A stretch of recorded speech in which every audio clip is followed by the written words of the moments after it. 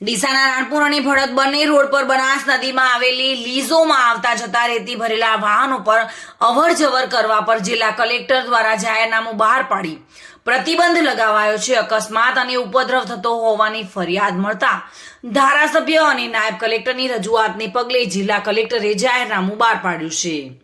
ડીસાની બનાસ નદીના પટમાંથી રેતી ભરીને નીકળતા ડમ્પરો રાણપુર અને ભડત રોડ પર નીકળે છે, ત્યારે આ ડમ્પરો અકસ્માત સર્જા હોવાનું તેમજ ઉપદ્રવ કરતા હોવાની ફરિયાદો ડીસાના ધારાસભ્ય પ્રવીણભાઈ માળી અને નાયબ કલેક્ટર નેહા પંચાલને મળી હતી।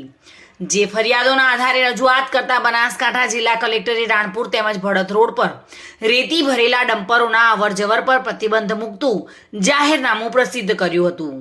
જિલ્લા કલેક્ટરે જાહેરનામામાં રેતી ભરેલા વાહનોને વૈકલ્પિક માર્ગ તરીકે નદીમાં ભેખડે બનાસ નદીના પુલ પાસે આવી નેશનલ હાઈવે પર ચડી જવા માટે વૈકલ્પિક માર્ગ સૂચવ્યો છે, પરંતુ આ રીતે સાવ કાચા વૈકલ્પિક માર્ગ પર રેતી ભરેલી ગાડીઓ ચલાવવી શક્ય નથી, તેમજ વાહનો પણ વારંવાર ફસાઈ જાય છે કે વાહનોની ચેચીસો પણ તૂટી જવાની પૂરેપૂરી શક્યતા હોય છે, જેથી આટલા લાંબા વૈકલ્પિક માર્ગ શક્ય નથી। લીઝ ધારકોની માંગ છે કે જિલ્લા કલેક્ટરે સત્વરે આ જાહેરનામું પરત ખેંચી લેવું જોઈએ।